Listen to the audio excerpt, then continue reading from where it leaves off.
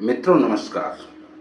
आजकल सावन का पवित्र महीना चल रहा है और इस महीने में महादेव के व्रत किए जाते हैं। लेकिन होता क्या है कि हम व्रत तो कर लेते हैं, व्रत करते हैं, पूरे दिन भूखे भी रहते हैं, लेकिन जो हमें व्रत का फल मिलना चाहिए वो व्रत का फल नहीं मिल पाता।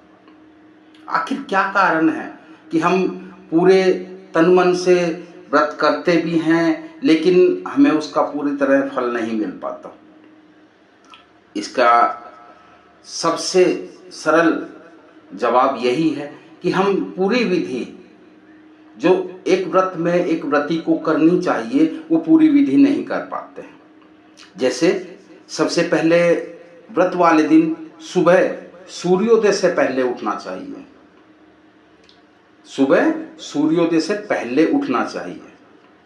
उसके बाद स्नान आदि से निवृत्त होने के बाद सबसे पहले दाहिने हाथ में जल लें, थोड़ा सा जल ले करके और व्रत का संकल्प करें।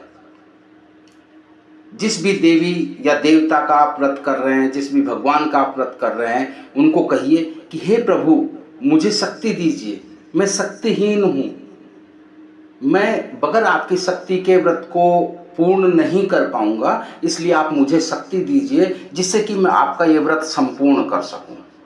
इस तरह से करके उनसे विनती कीजिए और जो जल आपने अपने दाहिने हाथ में लिया हुआ है उसको प्रभु के चरणों में छोड़ दीजिए।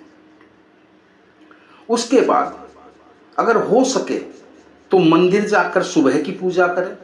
नहीं जा सकते हैं, मंदिर आपके घर से दूर है, आप नहीं जा सकते हैं, या किसी का और कारणवश आप मंदिर नहीं जा सकते हैं, तो आप अपने घर के मंदिर में ही रह करके पूजा कर सकते हैं।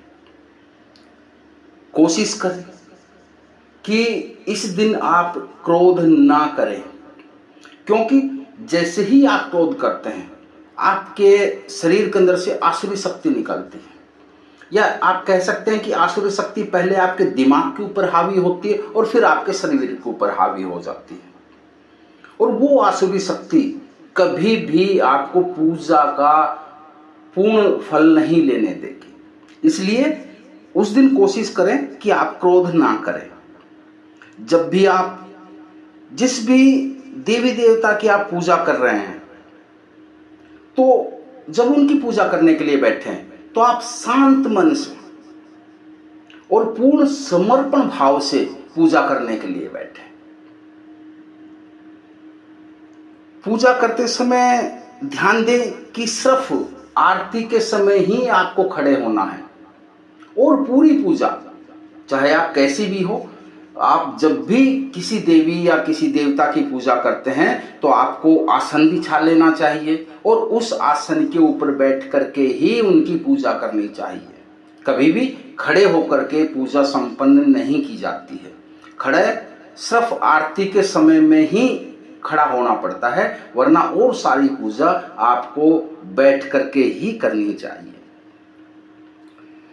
जिस भी देवी देवता की आप पूजा कर रहे हैं उनकी प्रिय वस्तु या भोग, मिठाई सामग्री या किसी तरह का वो, जैसे हम कहते हैं कि शुक्रवार के व्रत के अंदर उनकी प्रिय वस्तु चना और गुड़ है तो वो उनको अर्पण करते हैं। इसी तरीके से जिस भी देवता की या जिस भी देवी का आप व्रत कर रहे हैं उनकी जो भी प्रिय वस्तु हो वो आप उनको जरूर समर्पित करें। अगर आपके पास कोई सामग्री नहीं है तो आप मनसा पूजा में उस सामग्री को सिर्फ सोचकर कि हे प्रभु, जैसे आपके पास कोई सामग्री नहीं है और आप चाहते हैं, फूल माला नहीं है, हम ये वो कर लेते हैं कि आपके पास फूल माला नहीं है और आप किस तरह से प्रभु को या किस तरह से अपनी देवी को उस माला को चढ़ाएं। उसके लिए आप मन के अंदर ये भावना लेकर के आए कि मैं एक माला देवी के चरणों में या देवी के गले में या प्रभु के गले के अंदर अर्पित कर रहा हूं, और मन के अंदर ये भाव लाते हुए उनको कहें कि हे प्रभु इस मेरी माला को स्वीकार करें, इस मेरी मनसा माला को स्वीकार करें। इसको हम मनसा पूजा कहते हैं। और कोई भी सामग्री आपके पास में नहीं है तो आप इस तरह से सोच करके, सिर्फ सोच करके ही उन समर्पण भाव से उनको समर्पित कर सकते हैं और प्रभु या देवी देवता उसको उसी तरीके से स्वीकार करेंगे जैसे आपने वो वस्तु उनको चढ़ाई हो, अर्पित की हो।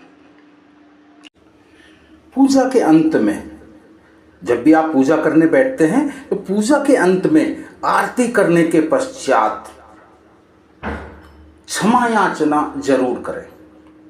जिस भी देवी देवता की या प्रभु की, जिसकी भी आप व्रत कर रहे हैं या जिसकी पूजा कर रहे हैं, उनसे क्षमा याचना जरूर करें।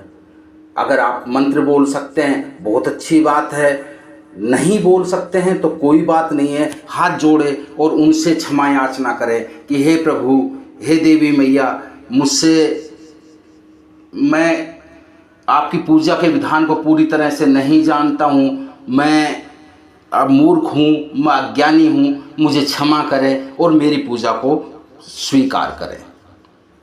ये आपको पूजा करने के बाद में क्षमा याचना जरूर करनी चाहिए। व्रत वाले दिन जितना हो सके संयम बनाकर रखें और अपने शरीर की एवं वाणी की पवित्रता जरूर बना करके रखें। ये बहुत जरूरी है कि आप उस दिन पवित्र रहें। जब आप व्रत कर रहे हैं तो आप जो भोजन करते हैं वो व्रत के विधान के अनुसार ही करें। जैसे मंगलवार को कई जगह पे कहते हैं कि भाई हमें चूरमा खाना है, शुक्रवार को खटाई नहीं खानी है, या बृहस्पतिवार को ये चने का बना हुआ भोजन करना है। तो जो भी उस व्रत का विधान है उसके अनुसार ही आप उस दिन भोजन ग्रहण करें। सायंकाल के समय में ये सबसे अंतिम बात है जो मैं आपको बताने जा रहा हूँ, इसे ध्यान से सुनना कि सायंकाल के समय घर के मंदिर में आरती अवश्य करें। जिस दिन आप व्रत कर रहे हैं और दिन आप नहीं कर पाते, किसी वजह से, समय की कमी की वजह से नहीं हो पाता, कोई बात नहीं है, लेकिन उस दिन तो आप मंदिर के अंदर, घर के मंदिर में आरती अवश्य करें। अगर आप इन 11 बातों को ध्यान में रखेंगे, अगर आप इन चीज़ों को ध्यान में रखते हुए व्रत करेंगे तो कोई ऐसी अड़चन नहीं है, कोई ऐसी समस्या नहीं होगी कि आपको व्रत का पूर्ण फल ना मिले। ओम नमः शिवाय।